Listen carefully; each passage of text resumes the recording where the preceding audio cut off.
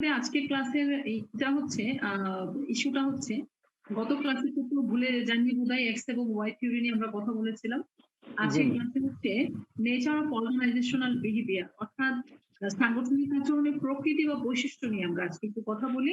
আমরা তো সাংগঠনিক আচরণ নিয়ে অনেক কথা বলেছি এই পর্যন্ত। সাংগঠনিক আচরণটা কি? অর্থাৎ এটা অর্গানাইজেশনাল বিহেভিয়ার কিন্তু একটা জ্ঞানের একটা বিশেষ শাখা। আমাদের তো অনেক ধরনের জ্ঞানের শাখা আছে, তাই না? যেমন আপনার যদি ধরেন পলিটিক্যাল একটা ফিল্ড আছে, সায়েন্স একটা মানে বিজ্ঞান একটা শাখা আছে, কলা একটা শাখা আছে। এরকম অনেক শাখা খুঁজলে পাওয়া যাবে বা আমরা যদি আলোচনা করি অনেক আনা যাবে। তো বলা হচ্ছে সাংগঠনিক আচরণ এটাও কিন্তু একটি জ্ঞানের শাখা। কারণ আমরা এতদিন যে সাংগঠনিক আচরণ সম্পর্কে পড়েছি সেখানে কি পড়েছি? যে একটি সংগঠন কেমন হওয়া উচিত, তার আচরণ, তার ইন্টারনাল যারা কাজ করবে তাদের আচরণ কেমন হওয়া উচিত, টপ টু বটম ম্যানেজমেন্ট কিভাবে কাজ করবে, নীতিমালা কেমন হচ্ছে। অর্থাৎ অর্থাৎ এক ধরনের বলা যায় যে নলেজ অ্যাকুয়ারিং এফোর্ট এখানে কিন্তু দিচ্ছে সবাই। সংগঠনকে ভালোভাবে পরিচালনা করার জন্য সাংগঠনিক উদ্দেশ্য অর্জনের জন্য। তো এটাকেও মনে হচ্ছে যে সাংগঠনিক আচরণ হচ্ছে জ্ঞানের একটা বিশেষ শাখা। আ সুতরাং সেই বিশেষ শাখা হিসেবে আসলে সাংগঠনিক আচরণের কিছু বৈশিষ্ট্য আছে বা প্রকৃতি আছে। একটা ভালো একটা প্রকৃতি বা বৈশিষ্ট্য একই, এটা মনে রাখবেন। নেচার ও ক্যারেক্টারিস্টিক একই শব্দে একই অর্থে ব্যবহৃত হবে। তো জ্ঞানের একটা বিশেষ শাখা হিসেবে সাংগঠনিক আচরণের যে বৈশিষ্ট্যগুলো আমরা খুঁজে পাই, সেগুলো নিয়ে আমরা একটু কথা বলি। আমি এই বৈশিষ্ট্যগুলোর নামগুলো আগে বলে দিচ্ছি, তারপর আলোচনা করি। আপনারা যদি খাতা কলম আপনাদের সাথে থাকে লিখে ফেলেন সাথে, সাথে। নামগুলো বলে ম্যা দিচ্ছি। নামটা ম্যাডাম হচ্ছে ম্যাডাম বৈশিষ্ট্যগুলো বলার আগে একটা কথা একটু বলি। হ্যাঁ, আমি বলে দিচ্ছি। যেমন ১ম হচ্ছে ফিল্ড অফ স্টাডি। স্টাডি মানে হচ্ছে জ্ঞানের মানে মানে কি বলে যে অধ্যাবসায়ের ক্ষেত্র বলতে পারেন ফিল্ড অফ স্টাডি। জ্ঞানের একটি বিশেষ ক্ষেত্র ফিল্ড অফ স্টাডি। হ্যাঁ? স্টাডি। জি ম্যাডাম লিখছি। জ্ঞানের বিশেষ ক্ষেত্র। হ্যাঁ, এটা একটা ১ম বৈশিষ্ট্য। আ যে এটাকে আমরা যে সূচনাতে যে কথাগুলো বলছি, সেটাই এই ক্রাইটেরিয়ার মধ্যে চলে আসবে যে সাংগঠনিক আচরণ এটা একটা জ্ঞানের বিশেষ ক্ষেত্র। এখানে বিভিন্ন ধরনের তত্ত্ব আছে, বিভিন্ন প্রক্রিয়া আছে, কাজ করার বিভিন্ন পদ্ধতি আছে, পদ্ধতির সংমিশ্রণ আছে, যেগুলো আমরা স্টেপ বাই স্টেপ আরো দেখব। কিছু দেখেছি আমরা। যেমন এক্স এবং ওয়াই তত্ত্বের কথা যদি বলি, এটি কিন্তু একটা বিশেষ তত্ত্ব এবং আমরা দেখি যে এই তত্ত্বটা একটা সুনির্দিষ্ট প্রক্রিয়ায় কাজ করে। মানে এবং সেই মূল কথাগুলো আমরা গত ক্লাসে বলেছি। এবং আরো কিছু পদ্ধতি আরো একের অধিক তত্ত্ব নিয়েও কিন্তু মানে একটি সংগঠন পরিচালিত হতে পারে বা পরিচালিত হয়। যেমন একই সংগঠনে দেখা যাচ্ছে যে টপ ম্যানেজমেন্টের 1 to 3 বা 5, 6 এরকম যদি কয়েকজন থাকে, অনেক প্রতিষ্ঠানে আছে যে টপ ম্যানেজমেন্টে মানে কি বলবো যে ম্যানেজার, তারপর ম্যানেজার তো পরের পোস্ট। দেখা যাচ্ছে যে যেমন আমরা যদি আমাদের কলেজের কথা বলি, প্রিন্সিপাল, ভাইস প্রিন্সিপাল এরকম বিভিন্ন প্রতিষ্ঠানে ব্যবস্থাপক, তারপরে হচ্ছে আপনার কি বলে যে এর পরের যে পদগুলো যে আপনার বিভিন্ন যে বিভাগ থাকে, প্রত্যেকটা বিভাগের আবার বিভাগীয় ম্যানেজার থাকে। এই যে বিভিন্ন র‍্যাংকে যে পিপল গুলো আছে, বিভিন্ন র‍্যাংকের পিপল দের মধ্যে দেখা যায় কেউ হয়তো গণতান্ত্রিক মানসিকতায় কাজ করছে, কেউ হয়তো স্বৈরতান্ত্রিক মানসিকতায় কাজ করছে। এটা কিন্তু একটা প্রক্রিয়া বা পদ্ধতি। কেউ হয়তো এক্স থিওরিতে বিশ্বাসী হয়ে কাজ করছে, কেউ ওয়াই থিওরিতে। মিশ্রণ কিন্তু দেখা যায় মোস্ট অফ দা অর্গানাইজেশনে। যদি খুব স্ট্রং না থাকে তাহলে আর কিরকম দেখা যায়। ম্যাডাম সালাম আলাইকুম। ম্যাডাম সাইফুজ্জামান স্যার বলছি, একটু বিরক্ত করবো ম্যাডাম, 1 মিনিট। হ্যাঁ, বলেন। ম্যাডাম আমি আগের ক্লাসটায় ঢুকতে পারিনি, আমার ক্লাস ছিল তো। একটু বলবেন আগের ক্লাসে কয়জন ছিল আপা? আগের ক্লাসে 14 জন ছিল। 14 জন। ওকে আপা, থ্যাংক ইউ। আচ্ছা, ওয়েলকাম। আচ্ছা, তো যেখানে ছিলাম তন্ময়, যে এই যে বিভিন্ন র‍্যাংকের পিপল আছে একটা প্রতিষ্ঠানে। এই র‍্যাংকের পিপলদের মধ্যে কিন্তু মিশ্রণ একটা আছে। কি মিশ্রণ? সেটা তত্ত্বের অনুসন্ধানের ক্ষেত্রে মিশ্রণ আছে। তারপরে কার্য প্রক্রিয়ার ক্ষেত্রে একেকজনের ধ্যান ধারণা এরকম হতে পারে। বলা হচ্ছে যে এটা অনেকগুলো সংমিশ্রণ আছে এই অর্গানাইজেশনাল বিহেভিয়ার এর ক্ষেত্রে। তো এই বলা হচ্ছে যে এটা এমন আলাদা কোনো শাখা নয়, তবে এটি জ্ঞান-অর্জনের বিশেষ একটি ক্ষেত্র। এটা হচ্ছে ১ম পয়েন্টের মূল কথা। সেকেন্ড যে ক্রাইটেরিয়াটা আছে সেটা হচ্ছে মানবিক এবং আশাবাদী। এই সাংগঠনিক আচরণের একটি অন্যতম বৈশিষ্ট্য হচ্ছে এটি হিউম্যানিটিভ এবং অপটিমিস্টিক, মানবিক এবং আশাবাদী। সাংগঠনিক আচরণের গুরুত্বপূর্ণ উপাদান কি? মানবিক উপাদান, তাই না? সবাই তো জানেন যে মানবিক যে উপাদান অর্থাৎ হিউম্যান এলিমেন্ট, সেটাই কিন্তু সংগঠনের মানে গুরুত্বপূর্ণ উপাদান। এবং এই গুরুত্বপূর্ণ উপাদানগুলো নিয়ে কিন্তু সাংগঠনিক আচরণ ব্যাখ্যা বিশ্লেষণ করে। যেমন কি কি বিষয়ে মানবিক সংগঠনে, যেমন যারা কাজ করে তাদের প্রত্যক্ষণ, তাদের শিক্ষণ, তাদের মনোভাব, তারপরে তাদের তাদের তাদের আবেগ অনুভূতি যে জায়গাগুলো, সেগুলো নিয়ে কিন্তু সাংগঠনিক আচরণ ব্যাখ্যা বিশ্লেষণ করে এবং সেভাবে কিন্তু ব্যাখ্যা বিশ্লেষণের মাধ্যমে প্রতিষ্ঠানে কর্মরত কর্মীদের কিন্তু আশাবাদীও করে তোলে। এই জন্য বলা হচ্ছে যে সাংগঠনিক আচরণের একটি গুরুত্বপূর্ণ উপাদান হচ্ছে বৈশিষ্ট্য হচ্ছে মানবিক, এটি মানবিক এবং আশাবাদী। যেমন হিউম্যান এলিমেন্টস এর বিভিন্ন দিকগুলো নিয়ে আলোচনা করে, আবার সেই দিকগুলো আলোচনার মাধ্যমে কর্মীদের কিন্তু আশাবাদী করে তোলে। এই বিষয়টা সাংগঠনিক আচরণের মধ্যেই সাধারণত লক্ষ্য করা যায়। তারপরে বলা হচ্ছে এটি আদর্শিক। আমি মানবিক যে দিকগুলোর কথা বলেছি আপনাদেরকে, প্রত্যক্ষ শিক্ষা, মনোভাব, এই প্রত্যেকটা বিষয় নিয়ে কিন্তু আমরা সাংগঠনিক আচরণে আলোচনা করব পরবর্তীতে, কারণ এগুলো প্রত্যেকটা বিষয় এক একটি অধ্যায় আছে, আমরা প্রত্যেকটা অধ্যায় নিয়ে আলোচনা করব। কাজে এখানে আর এটা ব্যাখ্যা করলাম না। এরপরে 3 নম্বর বৈশিষ্ট্য হচ্ছে বা আদর্শিক। 3 নম্বর বৈশিষ্ট্য হচ্ছে আদর্শিক। আদর্শিক মানে কি? বলা হচ্ছে যে সাংগঠনিক আচরণ হচ্ছে সমন্বিত আদর্শ এবং মূল্যবোধের উপর প্রতিষ্ঠিত হয়। সাংগঠনিক আচরণ সবসময় সমন্বিত আদর্শ এবং মূল্যবোধের উপর প্রতিষ্ঠিত হয়। আমি একটু আগেও যে এক্সাম্পল দিলাম, যে কারণ হচ্ছে কি যে এক একজন ব্যক্তি এক এক ধরনের আদর্শ বা মূল্যবোধ নিয়ে কিন্তু একটি প্রতিষ্ঠানে জয়েন করে। তো কারো মূল্যবোধ বা কারো আদর্শই কিন্তু কারোর থেকে কম মূল্যবান না, সবার কাছে সবারটা অনেক বেশি মূল্যবান। তো দেখা যাচ্ছে যে কারো মতো না, একটি প্রতিষ্ঠান সাংগঠনিক আচরণ বিবেচনার ক্ষেত্রে প্রত্যেকের আদর্শ এবং মূল্যবোধকে কিন্তু কাউন্ট করে এবং সেগুলো সমন্বয়ের মাধ্যমে একটি সংগঠন পরিচালিত হয়। সেজন্য বলা হচ্ছে যে সাংগঠনিক আচরণ সবসময় সমন্বিত আদর্শ এবং মূল্যবোধের উপর প্রতিষ্ঠিত হয়। এটি সামাজিক এবং ব্যক্তিগত মূল্যবোধকে অনেক বেশি গুরুত্ব দেয় এবং বিশেষ করে বলা হচ্ছে যে সকল বিষয়ে প্রতিষ্ঠানের কর্মী, প্রতিষ্ঠান এবং সমাজের জন্য গুরুত্ব রাখে, সেই বিষয়ে কিন্তু সমাজের জন্য উপকারমূলক হয়। শুধু সমাজ মানে 3টি পক্ষের কথা বলেছি, একটা হচ্ছে প্রতিষ্ঠান, আর একটা হচ্ছে প্রতিষ্ঠানের কর্মী এবং সমাজ, সবাই যেন মাধ্যমে উপকৃত হয়, সেটি কিন্তু সাংগঠনিক আচরণে লক্ষ্য করা হয়। এমন কোনো প্রকল্প কিন্তু সাংগঠনিক ভাবে নেওয়া হয় না সাধারণত। সেই জন্য বলা হচ্ছে যে সংগঠনের যে সমন্বিত আদর্শ এবং মূল্যবোধ, সেটি অনেক বেশি গুরুত্ব রাখে সংগঠনের সফলতা অর্জনের ক্ষেত্রে। এটিও একটি অত্যন্ত গুরুত্বপূর্ণ বৈশিষ্ট্য হিসাবেই আমাদেরকে দেখতে হবে। 4 নম্বর বৈশিষ্ট্য হচ্ছে এটি একটি টোটাল সিস্টেম, সামগ্রিক একটি ব্যবস্থা। সিস্টেম মানে কি জানেন যে বলে না সাধারণত ইংরেজিতেই বলে সিস্টেম, টোটাল সিস্টেম। বলা হচ্ছে যে সাংগঠনিক আচরণ মানে বলা হচ্ছে সংগঠনকে বৃহৎ সামাজিক সিস্টেমের একটি অংশ বলে মনে করে। আমরা একটু আগে বলেছি যে সামাজিক আচরণ কি জ্ঞানের একটা বিশেষ ক্ষেত্র। এই ক্ষেত্রটা আসলে কি মনে করে? সংগঠনকে সমাজের একটি বৃহৎ সামাজিক সিস্টেমের একটি অংশ হিসেবে মনে করে, কারণ আমরা প্রত্যেকেই জানি যে প্রতিটি প্রতিষ্ঠানে সমাজের এক একটি আলাদা একটি অংশ, মানে সমাজের একটা অংশ। সমাজ থেকে পাচ্ছি না, কার যেন ভিডিও অন করা আছে, প্রচুর সাউন্ড আসতেছে, আমরা কিন্তু কনসেন্ট্রেশন দিতে পারছি না। প্লিজ। ম্যাডাম একটু প্রবলেম হচ্ছে, কিন্তু খুবই প্রবলেম হচ্ছে, আমার সাথে সংঘর্ষ হচ্ছে এই সাউন্ড গুলো। আমি ফার্স্ট ইয়ারে ক্লাস নিলাম মাত্র, তাদের কিন্তু কোনো ডিস্টার্ব না। আমি সবসময় বলি যে আপনারা যারা 3য় বর্ষে পড়েন, আপনারা তো ম্যাচিউরড, আপনাদের কেন বলে দিতে হবে বারবার যে সাউন্ড হলে ক্লাসে ডিস্টার্ব হয়?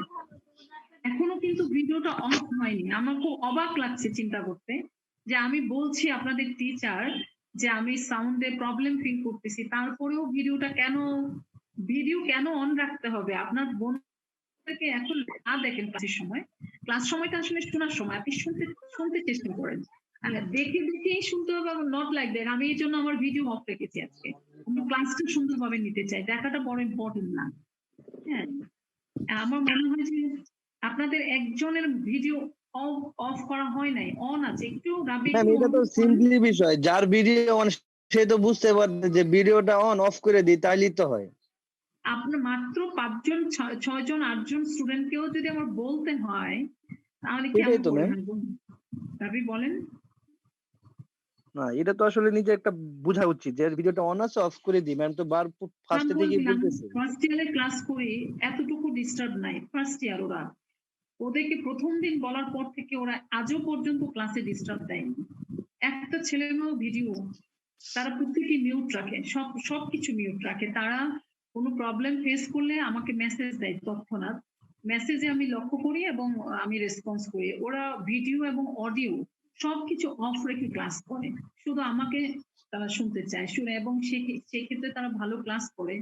তো আপনারা তো থার্ড ইয়ারে পড়েন, আপনারা তো খুব ভালো করে জানেন, 2টা ইয়ার পার করে আসছেন। নয়েজ কোনটা আসলে যা টিচারকে তার সঠিক মানে লেকচার প্রদানে ব্যাহত করে, সেটাই তো নয়েজ, তাই না? আমরা তো মার্কেটিং এ বিজনেস কমিউনিকেশনে নয়েজ সম্পর্কে পড়ে আসছি ফার্স্ট সেকেন্ড ইয়ারে। What are the noise, noise কোনগুলো? একটি কোম্পানি যখন কাস্টমারকে কানেক্ট করতে চায়, সেক্ষেত্রে কাস্টমার এবং প্রোভাইডার এবং কাস্টমার মানে এদের দুজনের মাঝখানে যে ডিস্টার্বিং ফ্যাক্টর গুলো আছে সেগুলাই কিন্তু নয়েজ। যেমন যদি সঠিকভাবে ডিস্ট্রিবিউশন চ্যানেলের যে বডি গুলো আছে তারা যদি কাজ না করে তাহলে ওটা একটা নয়েজ। হ্যাঁ, তারপরে যে মাধ্যমের সাহায্যে কাস্টমারকে মেসেজ দেওয়া হয় প্রোডাক্ট বা সার্ভিস সম্পর্কে, সে মাধ্যম যদি কাজ না করে ঠিক মতো, ওটা একটা নয়েজ। এরকম অনেক নয়েজ আছে কিন্তু। তো আমি হচ্ছি সার্ভিস প্রোভাইডার আর আপনার হচ্ছে রিসিভার। আর আমার আর আপনার মাঝখানে যদি এরকমের কিছু ব্যাপার আসে তাহলে সেগুলো তো নয়েজ হবে, এবং নয়েজ আসলে সার্ভিস ভালোভাবে দিতে এবং নিতে কখনোই কোপারেট করে না। তো আমার মনে হয় যে আপনারা নিজ থেকে একটু বোঝার চেষ্টা করেন। টিচার চিৎকার করে বললেই আমি বুঝবো, এটি খুব একটা নেগেটিভ টেন্ডেন্সি, যে টিচার যতক্ষণ চিৎকার না করে ততক্ষণ আমি শুনবো না। এটি এক ধরনের নেগেটিভ টেন্ডেন্সি। আপনি সেলফ রেসপন্সিবিলিটি থেকেই যেরকম ক্লাসে থাকা উচিত, যে ক্রাইটেরিয়া নিয়ে ক্লাসে বসা উচিত, সে ক্রাইটেরিয়া নিয়ে বসেন। কারণ এই ক্রাইটেরিয়া গুলো কিন্তু আপনারই ডেভেলপমেন্ট হবে, এতে কিন্তু আপনারই উন্নতি হবে। এটা কিন্তু আমাদের উপকার না, এটা আপনার উপকার, আমাদের উপকার এই মুহূর্তে। কিন্তু আপনি নিজের সেন্স খাটিয়ে যে পজিটিভ ওয়ার্ক গুলো করবেন তা কিন্তু আপনার সেলফ ডেভেলপমেন্টে সহযোগিতা করবে। এটি যদি আমরা বুঝতে পারি তাহলে কিন্তু আমরা নয়েজ সৃষ্টি করব না, বিশৃঙ্খলা তৈরি করব না। আমি মনে হয় বোঝাতে পেরেছি আপনাদেরকে। এখন যদি আপনারা বোঝেন এটা আমার জন্য ভালো হয়। তো জি আমরা ম্যাম। আমরা হচ্ছে সামগ্রিক সিস্টেমে আসছিলাম 4 নম্বর বৈশিষ্ট্যে।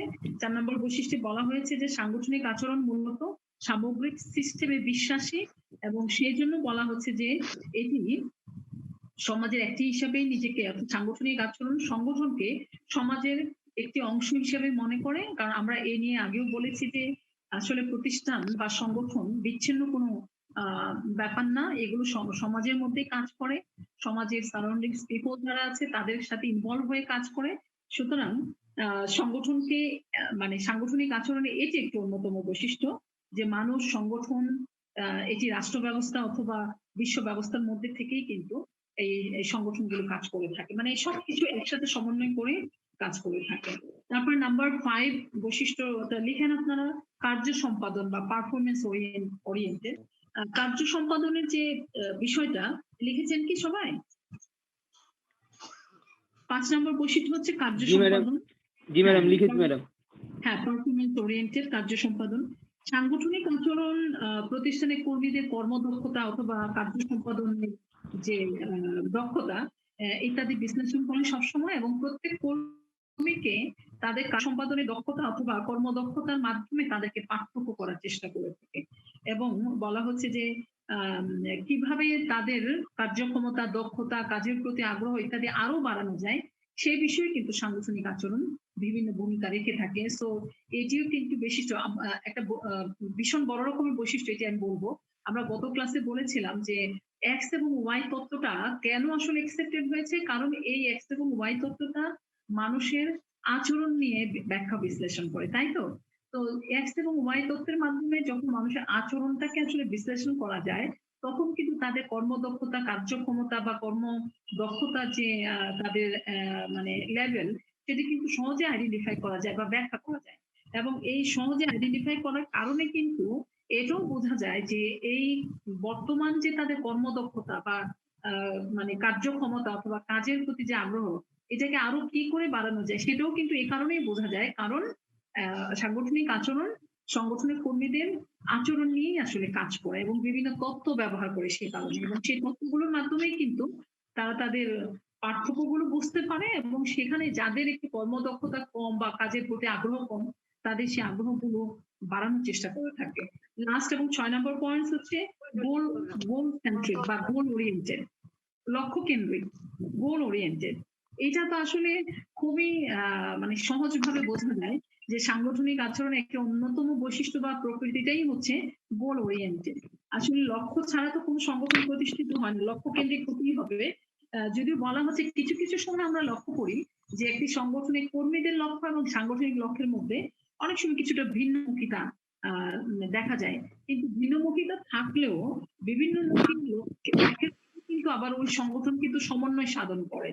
ঠিক আছে, যেমন একটি কোম্পানির লক্ষ্য হচ্ছে যে সে ক্রেতাদের সন্তুষ্টি বিধান করবে উইথ সোশ্যাল ওয়েলফেয়ার, সামাজিক কল্যাণ মানে সামনে রেখে তারা ক্রেতাদের সন্তুষ্টি বিধান করবে। কিন্তু এমন হতে পারে যে ওই সংগঠনের মধ্যে কর্মরত কর্মী বা টপ ম্যানেজারের পার্সনদের মধ্যে দু একজন এরকম হতে পারে যে সেখানে তারা এসছে নিজের স্বার্থ সিদ্ধির জন্য, সংগঠনের যে আলটিমেট লক্ষ্য বা গোল সেদিকে তাদের খুব একটা মানে নজর নাই বা গুরুত্ব নাই। তারা তাদের নিজেদের ব্যক্তিগত স্বার্থ উদ্ধারে সবসময় ব্যস্ত থাকে। কিন্তু সবশেষে যেটা দেখা যায় যে এটি কিন্তু এই কিছু গুটি কয়েক মানুষের স্বার্থান্বেষী মনোভাব সংগঠনের যে মূল উদ্দেশ্য সেটাকে কিন্তু ব্যাহত করে না।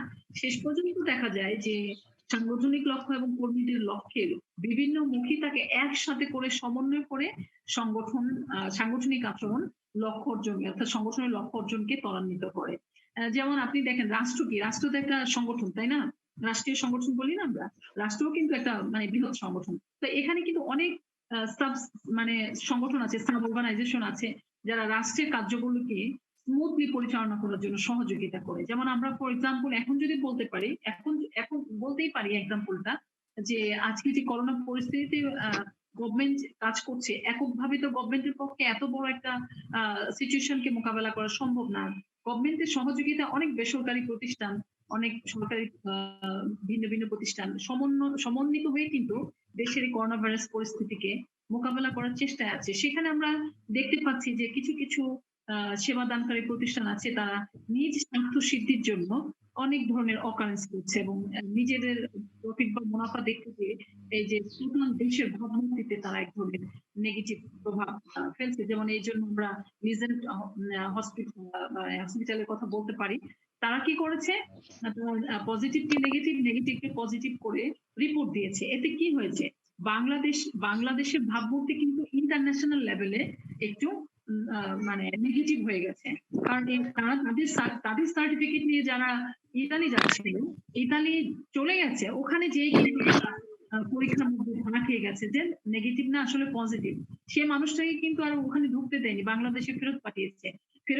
এটা তো ফ্যাক্ট। কিন্তু সবচেয়ে বড় যে ব্যাপার যে বাংলাদেশের বৈশ্বিক ভাবমূর্তিতে একটা যে বাংলাদেশে যে একটা সুন্দর একটা গুডিং আছে সারা বিশ্বের কাছে এবং অনেক ভালো কাজ করছে বাংলাদেশ, এই জায়গাটা একটু হলেও নেগেটিভ মনোভাব তৈরি করেছে। কিন্তু শেষ পর্যন্ত কিন্তু ওরা পারেনি, শেষ পর্যন্ত কিন্তু ওদের সে অসৎ কর্মটা বের হয়ে আসছে এবং এটাকে কিন্তু সমন্বয় করার চেষ্টা করা হচ্ছে এবং গভর্নমেন্ট কিন্তু তাদের বিরুদ্ধেও ব্যবস্থা নিয়েছে এবং কেউ যেন আর এই ধরনের কোনো ফেক কোনো সার্টিফিকেট না দিতে পারে সেজন্য কিন্তু সজাগ দৃষ্টি রেখেছে এখন। তার মানে কি, একটা টোটাল রাষ্ট্রীয় সংগঠন বলেন বা যে কোনো সংগঠনের মধ্যে লক্ষ্য যদি ভিন্ন হয় কিন্তু শেষ পর্যন্ত কিন্তু ভিন্নতাকে যদি সেটা নেগেটিভ হয় তাহলে কিন্তু সেটাকে ধরে রাখা কোনোভাবেই সম্ভব হয় না। শেষ পর্যন্ত কিন্তু টোটাল মানে মূল যে উদ্দেশ্যটা, সেই উদ্দেশ্যের সাথে তাদেরকেও সমন্বয় করে আসতে হয়। যে মানুষগুলো আজকে বাংলাদেশের যে প্রতিষ্ঠানগুলো বা যে মানুষগুলো প্রতিষ্ঠানে জড়িত মানুষগুলো বাংলাদেশের ভাবমূর্তিতে নেতিবাচক প্রভাব ফেলেছে, তারা কিন্তু কোনোভাবে আর শুধু নিজের স্বার্থ সিদ্ধির জন্য আর কখনোই বাংলাদেশে কাজ করতে পারবে না। তাদেরকেও কিন্তু আবার ঠিক হয়ে আসতে হবে, তাদেরকেও কিন্তু আবার সমন্বয় করতে হবে ভালো নীতিমালার সাথে, ভালো চিন্তা ভাবনার সাথে। আদারওয়াইজ তারা কিন্তু নিজেদের কোনো কাজকর্মই এখানে করতে পারবে না। এই যে সমন্বয়গুলো, সেগুলোও কিন্তু যে কোনো সংগঠনের সাংগঠনিক আচরণের বৈশিষ্ট্যের মধ্যে আসা উচিত। এবং এটাই আসলে বিভিন্ন সংগঠন এইভাবেই সাংগঠনিক আচরণকে পরিচালিত করার চেষ্টা করছে, যে লক্ষ্যকেন্দ্রিক হবে অবশ্যই। সেখানে যদি কর্মী বা সংগঠনের লক্ষ্য ভিন্ন হয়, সেই ভিন্নতাকে একটা সমন্বয়ের মাধ্যমে একটা লক্ষ্যে নিয়ে আসতে হবে এবং প্রাতিষ্ঠানিক যে মূল লক্ষ্য সেটা অর্জন করতে হবে। এই হচ্ছে মোটামুটি সাংগঠনিক আচরণের প্রকৃতি বা বৈশিষ্ট্য। আপনারা এই পয়েন্টস গুলো নিয়ে ভাববেন, not only for your exam but for your practical life when you will be the organizer or entrepreneur, then you will have to think about these points. এই বিষয়গুলো নিয়ে কিন্তু ভাবতে হবে যে আপনারা ইন ফিউচার প্রতিনিধিত্বশীল জায়গায় যখন যাবেন তখন আপনার ধারণা কি হবে, কিসের উপর আপনি নিজেকে পরিচালনা করবেন। এবার আমরা সেকেন্ড টপিকস নিয়ে আমরা আলোচনা করব, এলিমেন্টস অফ অর্গানাইজেশনাল বিহেভিয়ার। সাংগঠনিক আচরণের উপাদান বা মৌলিক উপাদানগুলো কি কি, that is very much important topics for you exam and for also for your practical life. একটি সংগঠনের মৌলিক উপাদানগুলো, সাংগঠনিক আচরণের মৌলিক উপাদানগুলো কি কি এবং কিভাবে আসলে ভাবি আমরা, সেগুলো নিয়ে আলোচনা করব। আপনারা লিখে ফেলেন সবাই যে এলিমেন্টস অফ অর্গানাইজেশনাল বিহেভিয়ার, সাংগঠনিক আচরণের উপাদান লিখে ফেলেন।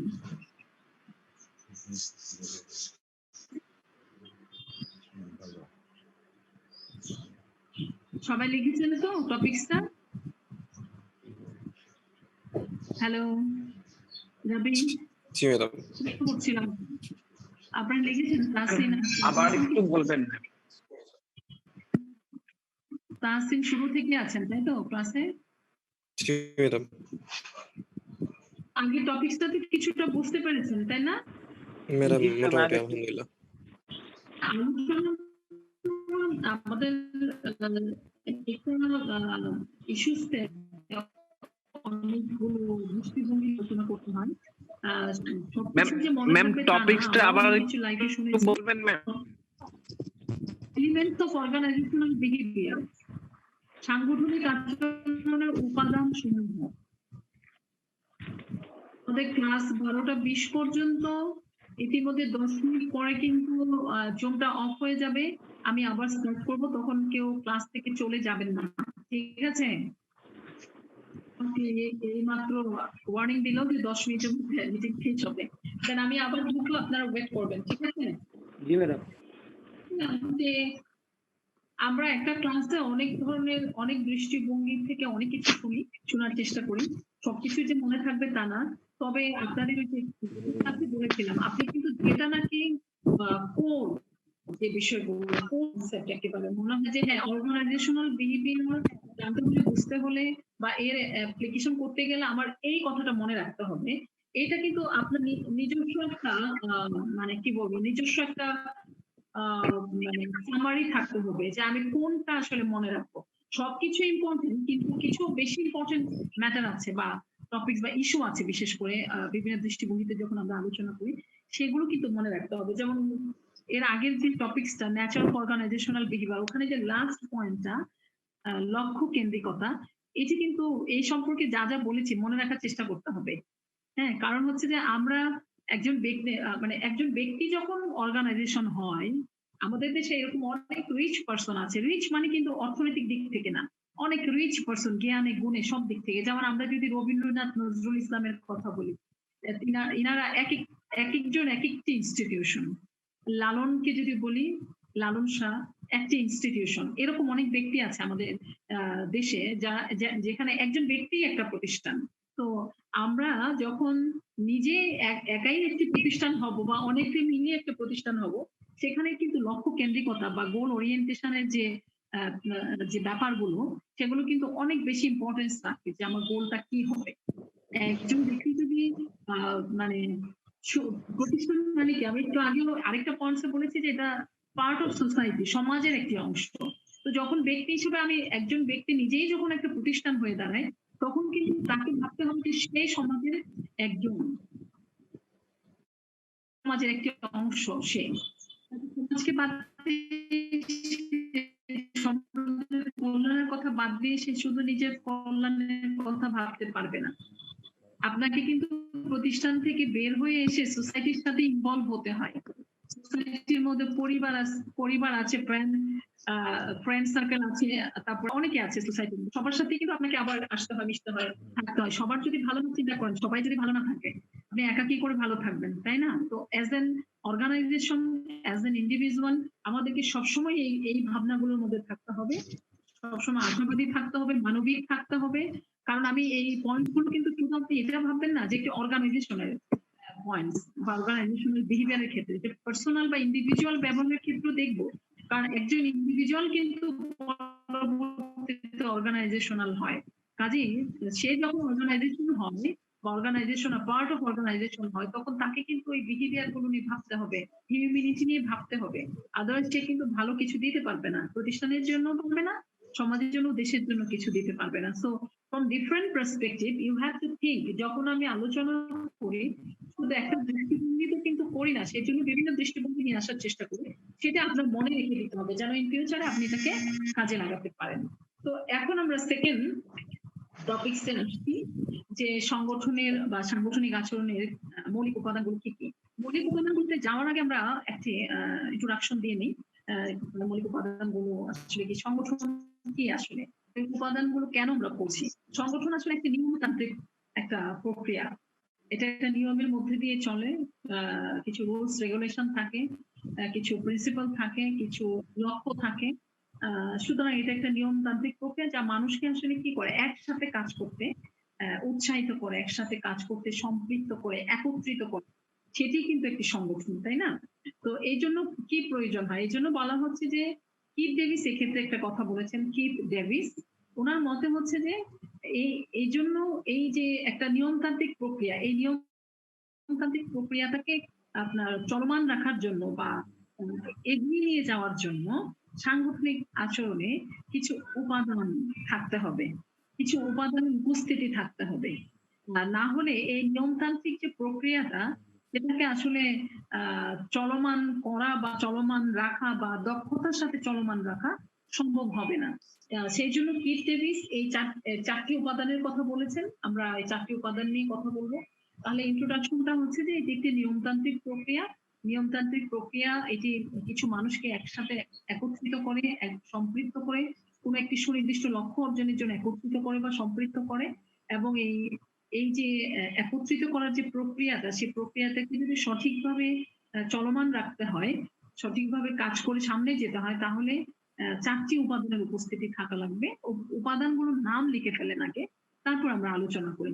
উপাদানের প্রথম উপাদানটা হচ্ছে ম্যান অর ওয়ার্কার, অথবা পিপল অর ওয়ার্কার, যেভাবে বলেন, মানুষ বা কর্মী বা জনগণ বা কর্মী বা শ্রমিক, এটা হচ্ছে প্রথম উপাদান।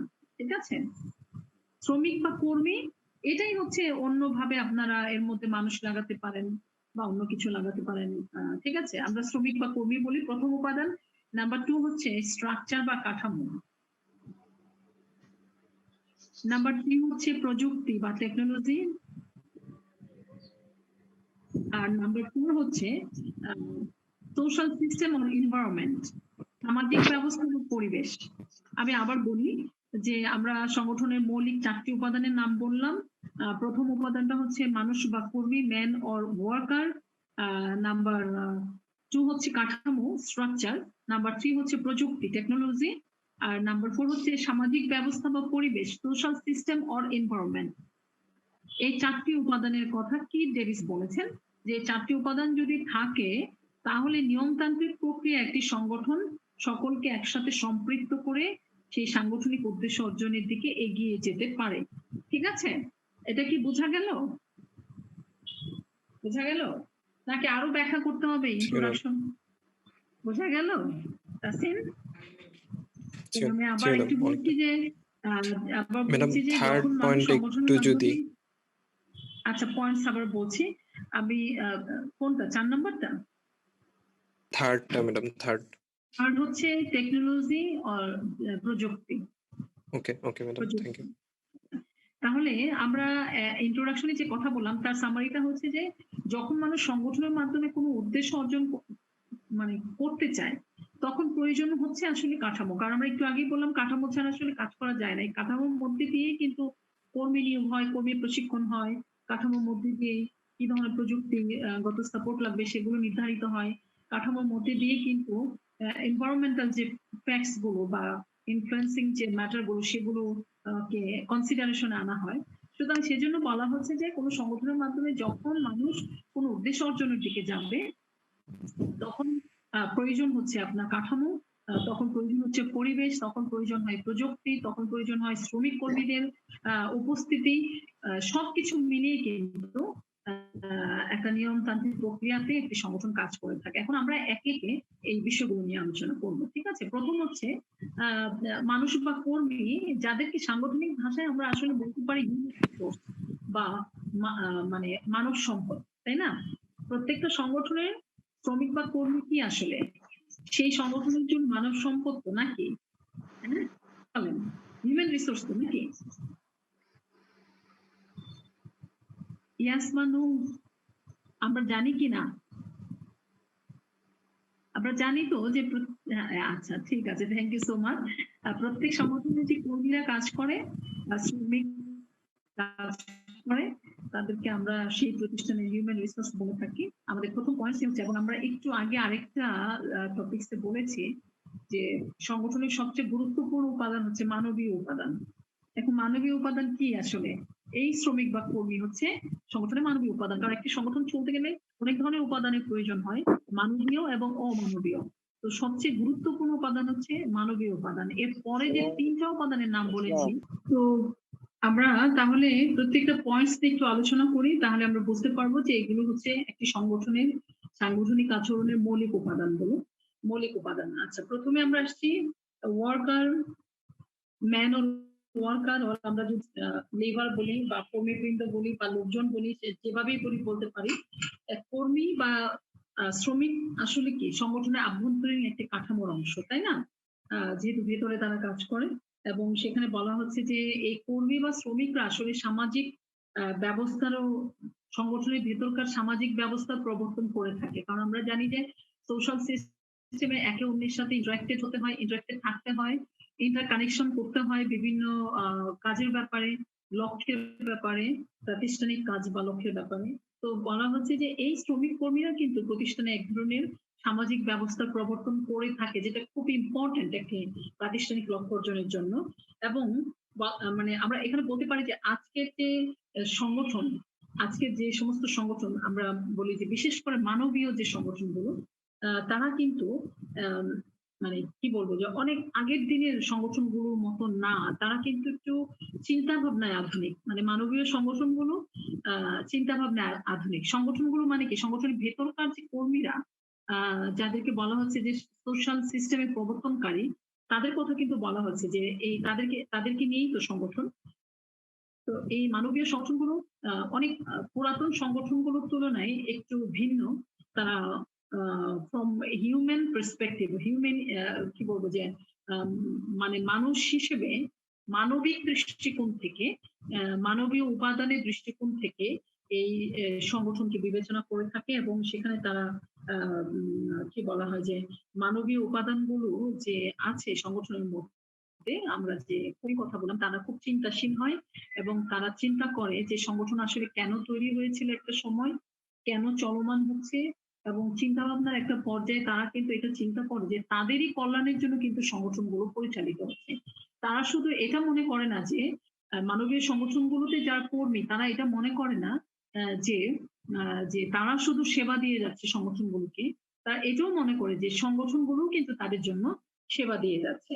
মানে যেমন আমরা বলি যে মানুষের জন্য সংগঠন, সংগঠনের জন্য মানুষ। এটাই কিন্তু আমাদের চিন্তা করতে হবে যে সংগঠনের জন্য মানুষ, মানুষের জন্য সংগঠন, বা মানুষের জন্য সংগঠন, সংগঠনের জন্য, মানে একে অপরের কিন্তু পরিপূরক।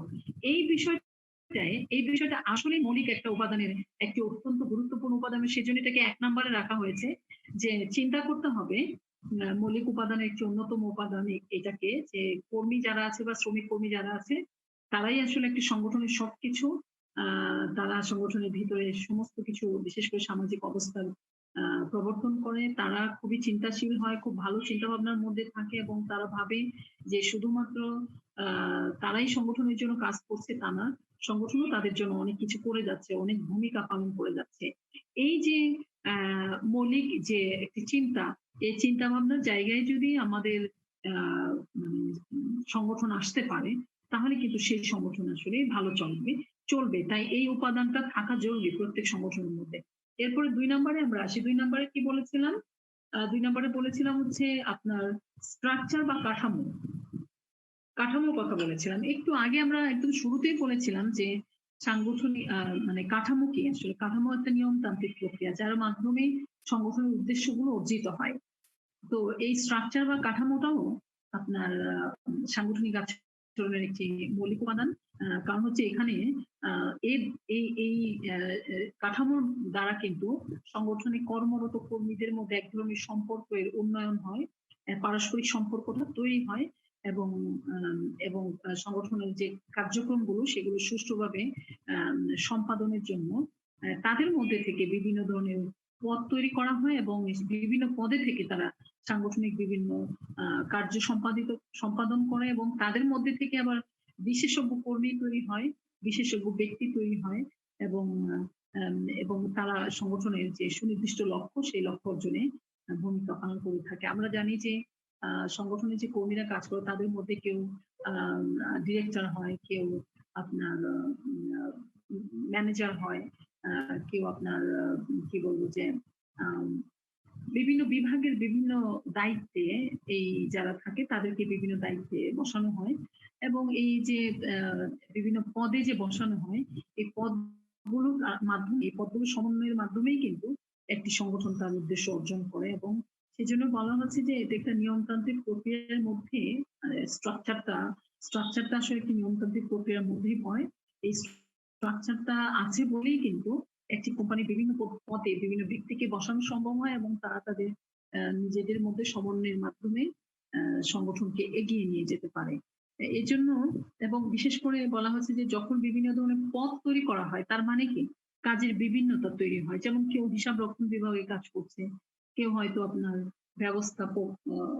ব্যবস্থাপনা বিভাগে কাজ করছে, কেউ হয়তো আপনার প্রযুক্তিগত বিষয়ে অনেক বেশি অভিজ্ঞ আছে, তাকে প্রযুক্তি বিভাগে দেখা যাচ্ছে যে আপনার আইটি প্রধান করে কাজ দেওয়া হয়েছে। তার মানে কি বিভিন্ন পদে বিভিন্ন ধরনের কাজের সৃষ্টি হয় এবং সেই বিভিন্ন ধরনের কাজগুলোই আসলে একটি সংগঠনকে এগিয়ে নিয়ে যেতে সহযোগিতা করে। সুতরাং এই স্ট্রাকচারটাও আপনার অত্যন্ত গুরুত্বপূর্ণ একটি উপাদান বলা যায় মৌলিক উপাদান হিসেবে। তারপর আসে হচ্ছে প্রযুক্তি। ৩ নম্বর প্রযুক্তি আসে। প্রযুক্তি তো আপনারা জানেন যে এটা আসলে একটি সাংগঠনিক আচরণের মৌলিক উপাদান। এটা কেন আসলে এটা আপনারা নিশ্চয়ই বুঝতে পারছেন যে প্রযুক্তির প্রয়োজন হচ্ছে সবার আগে। এখন বিশেষ করে একটি প্রতিষ্ঠানে যদি প্রাতিষ্ঠানিক উদ্দেশ্য অর্জন করতে চায় তাহলে এখন প্রযুক্তি ছাড়া তার কোনো উপায় নেই, কারণ প্রযুক্তি তার কাজকে দ্রুত গতিতে সম্পাদনের নিশ্চয়তা দেয় এবং প্রযুক্তি তাকে প্রতিযোগী থেকে শুরু করে তার সমমনা বিভিন্ন প্রতিষ্ঠানের সাথে যোগাযোগে সহযোগিতা করে।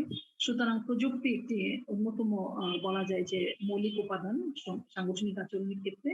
আর প্রযুক্তি ছাড়া অতি অল্প সময়ে আসলে কর্মীরা তাদের অনেক কাজ দক্ষতার সাথে সম্পাদন করতে পারবে না। তবে অবশ্যই উন্নত এবং আধুনিক প্রযুক্তি থাকা প্রয়োজন আছে, যদিও এটা ব্যয়বহুল।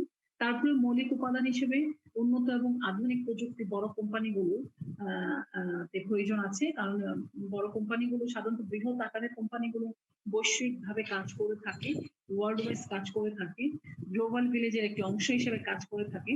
সুতরাং আধুনিক প্রযুক্তি এবং উন্নত প্রযুক্তি অবশ্যই সাংগঠনিক আচরণের মৌলিক উপাদান হিসেবে প্রতিষ্ঠানকে গণ্য করতে হবে। লাস্ট হচ্ছে এনভায়রনমেন্ট বা পরিবেশ।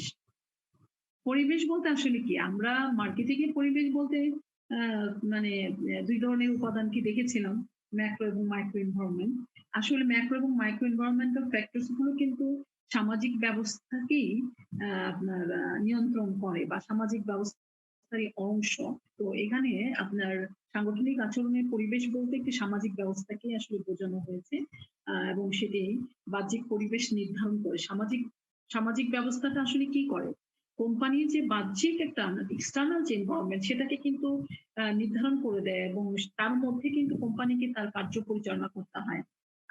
যদি আপনার সামাজিক ব্যবস্থাকে অস্বীকার করা হয়, পরিবেশকে আমরা বলেছি সোশ্যাল সিস্টেম, এটাকে যদি অস্বীকার করা হয় বা মৌলিক উপাদান হিসেবে না নেওয়া হয়, তাহলে কিন্তু প্রতিষ্ঠানগুলো সমস্যায় পড়ে যায়। কারণ আমরা এর আগে পিছনে যদি যাই, এটা কিন্তু বলেছি যে পার্ট অফ দ্য সোসাইটি। একেকটি প্রতিষ্ঠান হচ্ছে পার্ট অফ দ্য সোসাইটি। কাজেই টোটাল সোশ্যাল সিস্টেমের মধ্যে থেকে একেকটি প্রতিষ্ঠানকে তার কার্যকর সম্পাদনের চেষ্টা করে যেতে হয় এবং সেজন্যই কিন্তু পরিবেশ বা সোশ্যাল সিস্টেম বা সামাজিক ব্যবস্থা আপনার সাংগঠনিক আচরণের একটি মৌলিক উপাদান হিসেবে গণ্য করা হয়েছে। আর প্রকৃতপক্ষে আপনার সংগঠন বৃহৎ এবং জটিল সামাজিক ব্যবস্থা বা পরিবেশের একটি অংশ হিসেবে কাজ করে থাকে, যে জন্য বলা হচ্ছে যে একটি অন্যতম মৌলিক উপাদান হচ্ছে পরিবেশ। পরিবেশকে যদি বিশেষ করে আপনার ইন্টারনাল যে এনভায়রনমেন্ট সেগুলো মানে সেগুলো তো অবশ্যই তাদের নিজেদের প্রাতিষ্ঠানিক উন্নয়নের জন্য কনসিডারেবল, কিন্তু অনেক বেশি কনসিডারেবল হচ্ছে বাহ্যিক পরিবেশ, যেটা সাংগঠনিক আচরণের যে অন্যতম মৌলিক উপাদান হিসেবে গণ্য করতেই হবে।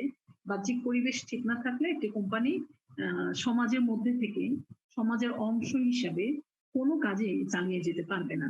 আমরা একটু আগেও এক্সাম্পল দিলাম যে প্রত্যেকটা সংগঠন সমাজেরই অংশ এবং এই যে যারা দুর্নীতি করে, যারা মানে অনৈতিক ভাবে নিজেদের উন্নয়নের দিকে এগিয়ে যায়, শেষ পর্যন্ত ওরা কিন্তু এই টোটাল সোশ্যাল সিস্টেমের অংশ বলেই তারা কিন্তু ধরা খেয়ে যায় এবং তারা পানিশমেন্টের মুখোমুখি হয়।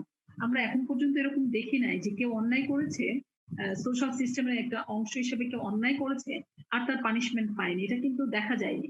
একদম সব শেষে হলেও কিন্তু সে পানিশমেন্টের আওতায় এসছে।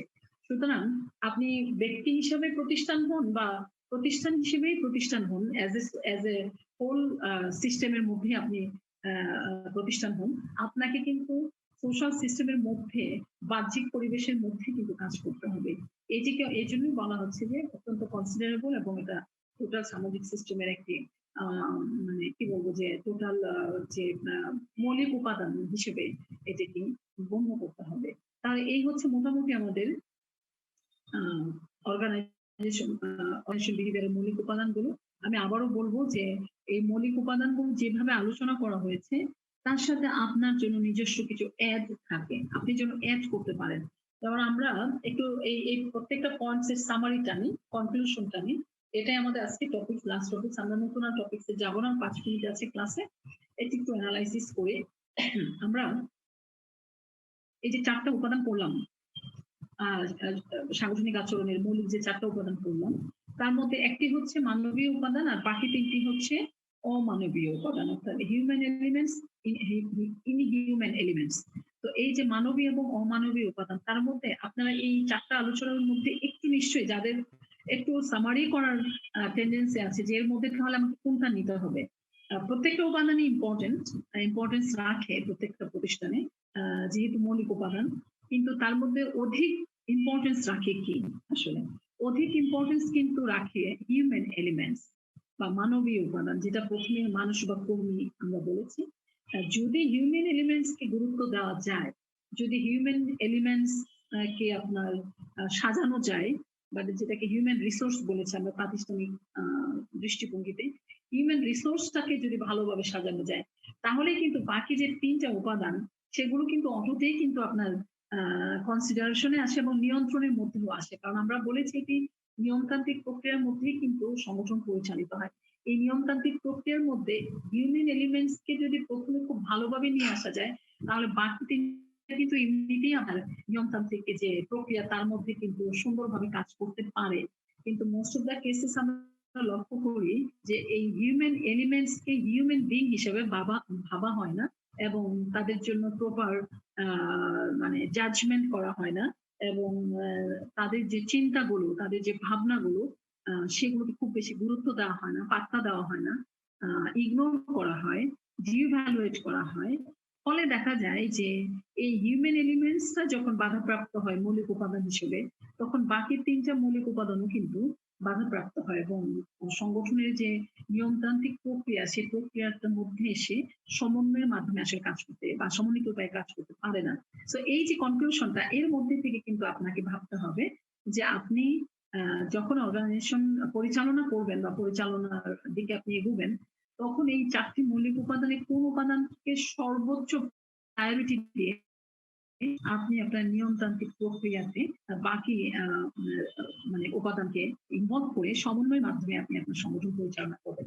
তো দ্যাটস অল ফর টুডে। আজকের জন্য আমরা এই দুটো টপিকসই করলাম। একটা হচ্ছে সাংগঠনিক আচরণ প্রকৃতি বা বৈশিষ্ট্য, খুব ভালোভাবে বাসায় বসে একটু চিন্তা করবেন, অ্যানালাইসিস করবেন নিজে নিজে, আর ভাববেন যে how you will apply the criteria of organizational behavior and the elements of organizational behavior. এগুলো অনেকাংশে ক্রাইটেরিয়া এবং এলিমেন্টস একত্রিত করেও কাজ করতে হয়, সমন্বয় করতে হয়। সমন্বয় করতে পারলে সবচেয়ে বেস্ট হয় এবং আউটপুটটা ভালো আসে প্রতিষ্ঠানের জন্য। তো আমি বলবো যে আপনারা যারা বই কিনেননি এখনো তারা আলোচনা থেকে যে পয়েন্টস গুলো পেয়েছেন বা আলোচনা পেয়েছেন, ক্লাসে অনেক সময় অনেকে দেখতাম যে আপনারা লিখে রাখেন, যে কথাটা হয়তো মনে রাখলে বাকি কথাগুলোকে আনা সম্ভব হবে সেগুলো লিখে রাখবেন। অনলাইন ক্লাসেও সেটা করবেন। যেহেতু এখানে তো আপনার পুরোটাই হচ্ছে যে আপনার স্বাধীনতা আছে, আপনি সুন্দরভাবে বসতে বা যেভাবে বসে আপনি ক্লাস করেন আপনি টুকটুক করে লিখে ফেলবেন, পয়েন্টস লিখবেন। কিছু কথার মধ্যে কিছু কথা লিখে রাখতে পারেন যেটা পরবর্তীতে আপনার চিন্তা করতে সহযোগিতা করবে। সেভাবে যদি ক্লাসগুলো করেন, বই না থাকলে আমার মনে হয় যে আপনারা কিছুটা সিলেবাসে নিয়ে যাবেন। নেক্সট ক্লাসে আমরা বাকি আরেকটা গুরুত্বপূর্ণ কোনো ইস্যু নিয়ে কথা বলবো, কারণ আমরা বলেছি যে সিলেবাসের সব ইস্যু আসলে আলোচনা করে সিলেবাস কমপ্লিট করা যাবে না। মূল ইম্পর্টেন্ট যে ইস্যুগুলো আছে সেগুলো নিয়ে আমরা আলোচনা করবো যেন আপনাদের মাথাতে ওই কনসেপ্ট গুলো ক্লিয়ার হয়ে থাকে এবং ভবিষ্যতে যেন আপনার সেগুলো জেনে রাখতে থাকবে। তো সবাই জি ইনশাআল্লাহ ম্যাম। সবাই কি লাস্ট আলোচনাটা শুনেছেন ক্লিয়ারলি? হ্যাঁ ম্যাডাম। ক্লিয়ারলি শুনেছেন। দেখেন আজকে হয়েছে আমার আপনাদের সাথে শেয়ার করি, ফার্স্ট ইয়ার এবং থার্ড ইয়ার একসাথে আমি পরপর ক্লাস নিয়েছি। প্রথম দিকে আপনাদের ক্লাসে আমার দিক থেকে একটু ডিস্টার্ব ছিল, যে প্রবলেম ছিল, কিন্তু একই পদ্ধতিতে আজকে আমি ক্লাস নিলাম। আজকে আমার মোবাইলে ক্লাস নিলাম। আমার মোবাইলে একটু সমস্যা হয়, এতদিন আমার ছেলের মোবাইলে নিয়েছি আর এখন সে দাদার বাসায় বেড়াতে গেছে, সেজন্য আজকে আমার মোবাইলের উপরে আমার নির্ভর করতে হয়েছে। কিন্তু আজকে দুটো ক্লাসে খুব বেশি ডিস্টার্ব হয় নাই। একটা অভিজ্ঞতা হচ্ছে, সেটা হচ্ছে আমার ভিডিও যদি অফ থাকে এবং আপনাদের ভিডিও যদি অফ থাকে, শুধু যদি অডিওতে থাকা হয় তাহলে ক্লাসটা ভালোভাবে শুনতে পারা যায়। ভিডিওতে হয়তো আমাকে দেখতে পান কিন্তু ভিডিওতে কিন্তু কিছুটা মানে নয়েজ হয়, আমার দিক থেকে হয়তো নয়েজ হয়। ফলে হয় কি সেকেন্ড ক্লাসটা, প্রথম ক্লাসটা নিতে পারি কিন্তু সেকেন্ড ক্লাসটা আপনাদের সাথে নিতে গেলে প্রবলেম হয়। বাট আজকে কিন্তু কোনো প্রবলেম হয় না। একটা অভিজ্ঞতা হলো যে এখন থেকে সব ক্লাস ভিডিও ছাড়া হবে। দেখাটা ইম্পর্টেন্ট না, আপনাদের কানে নেওয়া, তাই না? জি ম্যাম কানে নেওয়াটা ইম্পর্টেন্ট। ম্যাডামকে তো দেখেছেনই, সবসময় দেখেছেন, ফেসবুক দেখেন, ভবিষ্যতেও দেখবেন। তবে এই অনলাইন ক্লাস থেকে বেনিফিটেড হওয়ার চিন্তাটা আমাদের করতে হবে, দেখা না শোনাটা হচ্ছে এখানে বেশি ইম্পর্টেন্ট। তো আমরা শুনতে চেষ্টা করব, শোনানোর চেষ্টা করব, সেজন্য ভিডিও সবার অফ রাখবো। নেক্সট ক্লাসে সবাই ওইভাবে আবার বসবো। আজকে ক্লাস আমার কাছে একটা বা এক দুইবার একটু প্রবলেম হয়েছে, তাছাড়া পুরো ক্লাসটা ভালো ছিল, আপনাদের সাপোর্ট ছিল। তো আপনারা নেক্সট ক্লাসে এভাবে সাপোর্ট দিবেন যেন আমরা সুন্দরভাবে ক্লাসটা করে নিতে পারি। সবাই অনেক ভালো থাকবেন, সাবধানে থাকবেন, নিরাপদে থাকবেন, বাইরে কম যাবেন, বাসায় থাকবেন, বাসায় মুভি দেখবেন, গান শুনবেন অনেক বেশি। আর এটা ক্লাসের বাইরে কথা, ক্লাস আমাদের শেষ। আর মাঝে মাঝে আমার ইউটিউব চ্যানেলে ঢুকে আমার গানগুলো শুনবেন, কমেন্টস করার চেষ্টা করবেন। যদি নেগেটিভ কমেন্টস হয় সেটাও করবেন, কারণ নেতিবাচক কমেন্টস মানুষকে শুধরাতে সহযোগিতা করে, অনেক ক্ষেত্রে উন্নয়নে সহযোগিতা করে। সবসময় সন্তুষ্টিজনক কমেন্টস করতে হবে, নট লাইক দ্যাট। ঠিক আছে? আমাকে অনুপ্রাণিত করবেন, আপনারা আমার স্টুডেন্ট সন্তানের মতো। তো আমার কাজেও আপনারা, আমি যেমন আপনাদের অনুপ্রাণিত করি আপনাদের সকল কাজে, সব চিন্তা ভাবনার ক্ষেত্রে আমি অনুপ্রাণিত করার চেষ্টা করি, তেমনি আপনারা আমার ভবিষ্যৎ সন্তান হিসেবে আমার কাজকেও অনুপ্রাণিত করার চেষ্টা করবেন। যাই কাজ করি সেগুলোকে কনস্ট্রাকটিভ ডিসকাশন করার চেষ্টা করবেন। আর আরেকটা অনুরোধ করবো যে যারা আমার সাথে ফেসবুকে আছেন তারা যখন কোনো কাজের কোনো স্ট্যাটাস দেই, কোনো একটি কাজ করেছি, সেখানে শুধু nice, very nice, looking nice, gorgeous এই সমস্ত কমেন্টস যেন আপনারা না দেন। আমি চাই যে আমাদের মার্কেটিং এর ছেলেমেয়েরা কাজ নিয়ে কথা বলুক। একটা ছবি দিলে সেই ছবিটাকে সে কমেন্টস না করুক, কারণ ছবিটা তো হিসেবে দেওয়া হয়। মূলত হচ্ছে ওই স্ট্যাটাসে কি লেখা হলো, কোন বিষয় লেখা হলো, কনস্ট্রাকটিভ যদি বিষয় হয়, তাহলে সেই বিষয়ে যদি আপনি কনস্ট্রাকটিভ ওয়েতে কমেন্টস করতে পারেন, সেটি কিন্তু আপনার সেলফ ডেভেলপমেন্টে সহযোগিতা করবে। আমার অনেক স্টুডেন্টই আছে অত্যন্ত কনস্ট্রাকটিভ কমেন্টস করেন কাজ সম্পর্কে। আমি ঠিক ধরেন আমি একটি কাজের সংবাদ দিলাম আপনাদেরকে, সেখানে উইশ করতে পারেন, বেস্ট লাক বলতে পারেন বা উইশ ইউ গুড লাক বলতে পারেন, কারণ কাজ নিয়ে আপনি বলবেন।